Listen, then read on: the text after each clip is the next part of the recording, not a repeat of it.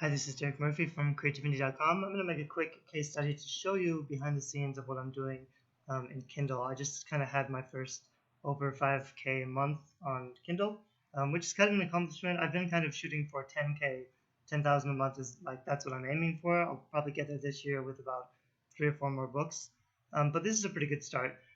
Disclaimers: I've been doing this for about a year. I put a lot of these books out perma-free for a long time to build a bunch of reviews and to get them to stick on Amazon.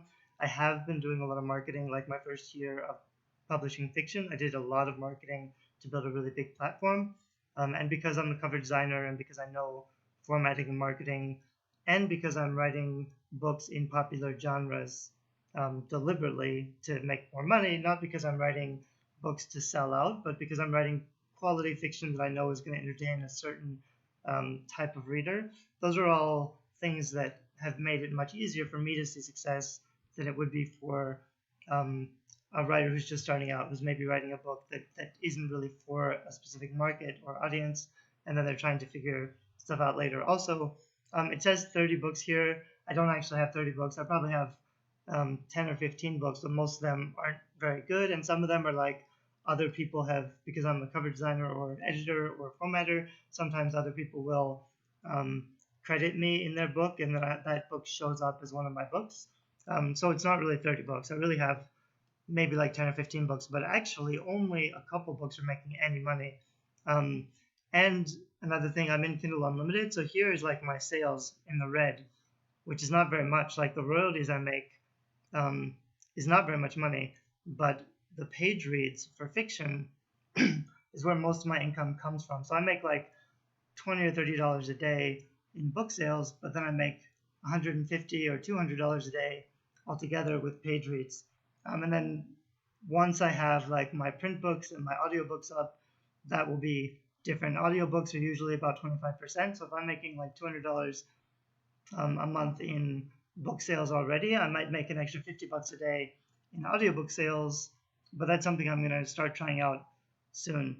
But you can see here, like really the bulk of my earning comes from just a couple of books.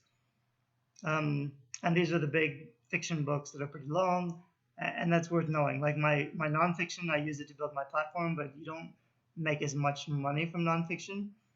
Partly this is also just keywords and what people are searching for, and I can earn more money if I start using more keywords. Like I wrote books about Greek mythology or mermaids, partly because they're popular but there's less competition. But if I really want to sell a lot more books, this one's actually free, but once I switch this one to paid, it's time travel dystopia. It's another popular genre that will start earning well. I've been basically testing out multiple best-selling genres to find out which ones sell the best. So then the other really interesting thing I'll show you, let me show you this is the Amazon page for this one, Scarlet Thread, which is doing well. It has 213 reviews. Again, this is partly because I had the book on perma-free for a long time, which makes it easier to get positive reviews because people are more likely to review a book well if it's free and it's better than what they expected. They'll review it better, whereas now that it's 99 cents, they're a lot more critical. Even though it's decent and most of my reviews are still good, people are still more critical even at 99 cents because they'll pick it apart, they'll find the flaws. This book is still doing pretty well. Without any promotion for the last couple months, it's been ranked lower than 1500, and often it goes down without me doing anything. It'll go down to near 1000. It would be great if I did more promotion or more advertising and I could keep it under 1000. That would be super, but I'm really happy with where it is and how it's sticking. And the nice thing is I actually have book 2 on pre-order already, which is here, and at $2.99 book 2 is still selling pretty well on pre-order. And you can actually see, like in my KDP dashboard, these are my pre-order books. Oops, let me move this over. So the Golden Shears on pre-order, I can't make it all show up. It's already at $491 pre-orders, so that's 491 pre-orders at $2.99.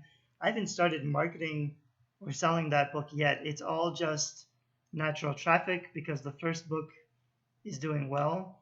So once they're finished reading it, I probably have a link in the back of the book to get the second book right away, which is what I recommend doing. And I've actually had to cancel. This pre-order was supposed to go out um, in a couple of days actually, and I couldn't get it. I couldn't get it done. I actually haven't started. I've got this one outlined. I know what's going to happen, but I haven't started writing it yet. That's stressful. I've set it back another month. You're not allowed to cancel the pre-order, but in the KDP dashboard, in the Kindle legal talk, they say I can change the pre-order date up to 30 days. And so I set it back 30 days, and then they gave me the email that said, because you've changed the pre-order date, we're canceling your pre-orders ability for a year. I've gotten that before, and I've lost my pre-orders for a year. But I just emailed them and I said, you say in your terms of service that I'm allowed to change it up to 30 days, which is what I did. So you can't punish me by taking away my pre-order status. And they agreed, and they gave me my pre-order status back. So you should be able to not cancel a pre-order, but change the date or set the date back less than 30 days. They may give you shit about it, but if you email them and explain that you're following their terms of service, Amazon changes things all the time, so they have some conflicting things in their platform. But if you can find a place where you read the rules and you're in the right, you can just email them and they'll probably fix the problem. So the exciting thing is, like, all my books will be series, and most of them will be trilogies, and most of them only, like, I'm still just trying to finish the first book of this series.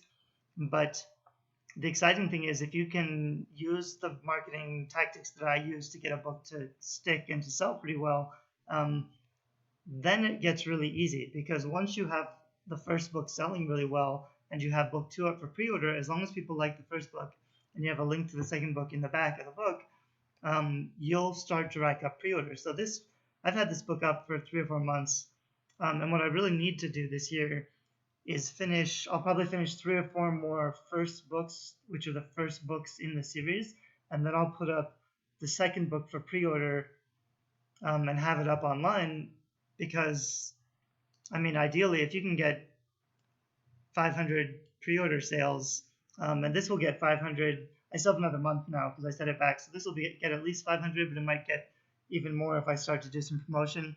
It's hard to sell a pre-order because the pre-order copy doesn't have book reviews, but if they've read the first one, they'll probably want the second one. It takes a lot less work to convince them to take a chance on a book that they've already read the story and they want to continue the story. You don't really need to sell so hard, which is why pre-order works. Pre-order doesn't work so well for the first book for a new author, but it works super well if it's the second or third book in a series. And so, like, the first year, I've really focused on building my platform, building a huge email list, convincing people that I can write. That's the hard part, is to get people to take a chance on your writing, which is why I really leveraged free and perma-free books so that I didn't have to convince them to take a chance, because they could just download it for free. It's a lot easier to convince someone to take a chance on a free book. So I use that, but now I'm making money with the paid books, and especially these books, the pre-order books. Of course, the major challenge for me now will be producing more content and writing faster, because I need to finish this book in the next 30 days. Like I said, I know what happens, but that's still going to be a lot of effort and 3,000 words a day, every day for the month will get me there. I'll be able to publish in time, but it'll be stressful. It'll be a difficult month, but I'm pretty sure I can get there. And then ideally, now that I'm making money with my fiction, I should be able to write a book a month. So by the end of this year, I'll be happy if I have 5 new books by the end of the year, but if I could really write a book a month, I could have 9 or 10 books.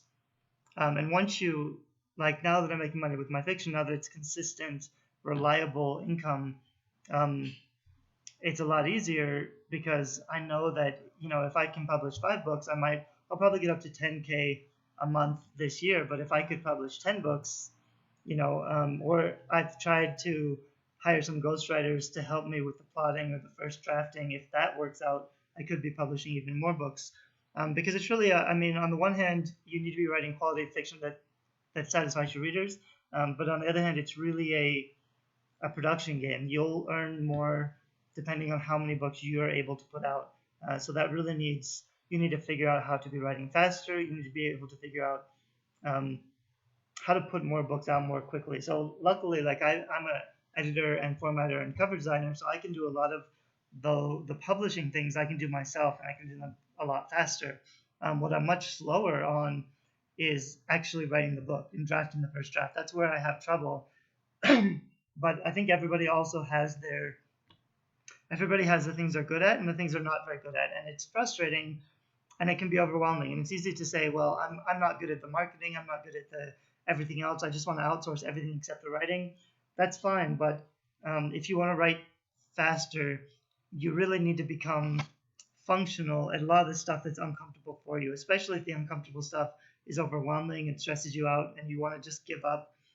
You need to get to a place where you're at least comfortable enough with that process where it doesn't stress you out, because avoidance and procrastination, it's not usually about not having enough time.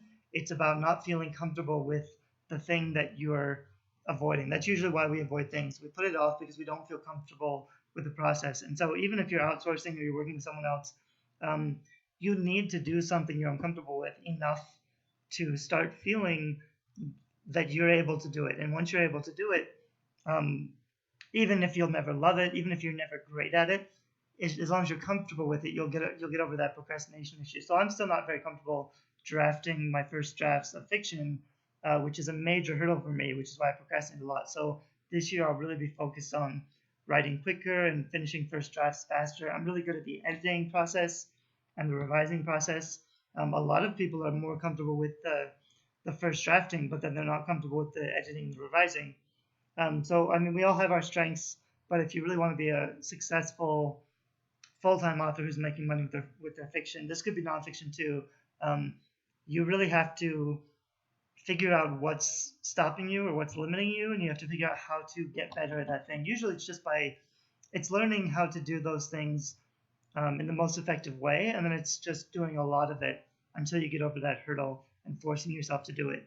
Um, so this is my first year, and I learned a lot. My first year publishing fiction. I've been publishing like 10 years, 10 or 15 years actually, but this is my first year publishing fiction, so I had a lot of hurdles to get over. I've now gotten to the point where I'm starting to see income. Like I said, this is my first 5K month, and that's great. It doesn't mean that I will always have 5K months. I need to keep producing, and I need to keep fixing my platform and updating everything, because you can always, like most authors, you'll be successful for a couple months and then you'll see sales tank, and you have to start putting out more fiction. You have to build relationships with your readers. You have to build and fix all of your funnels so that you're attracting natural traffic to you and getting them into your email list and getting them to start reading your free books. There's a lot of things to figure out. Anyway, I hope this video it's meant to be inspiring. I get emails that say, like, I put up recently my 10-step book launch plan that I use to launch my fiction, and some people just say, well, that's way too much work. That's too many things. There's so many moving parts. I'm never gonna. A lot of authors who are already frustrated, they basically say the whole industry is a scam and it's impossible for indie authors to make any money. That's basically bullshit. There's tons of opportunity. There is a lot of money to be made. There's lots of hungry readers who are desperate for new reads, and they're willing to pay for your books as long as you can convince them your books are worth buying. So you definitely don't want to give up. There are a lot of things to learn, and most authors will never get there because they just, if they feel overwhelmed, it's easy to just say, social media marketing isn't working for me, marketing's not working for me, advertising isn't working. None of this stuff works, so I'm just gonna give up, or I'm just gonna focus on my writing and ignore all the marketing aspects. The authors who are going to make money and going to be successful, they're going to figure this stuff out. So yes, it's frustrating. Yes, it's a lot of work, but there is also a lot of potential. It's a great thing to be making a living with my writing so that I can just write. I'm not actually quite there yet. I'm still working for clients. I'm still doing a lot of cover design work and other things. But by the end of this year, I will be writing full time, and I'm really looking forward to that. Right now, I'm kind of in transition, so I need to work full time and try to be writing fiction full time, which is stressful and frustrating. But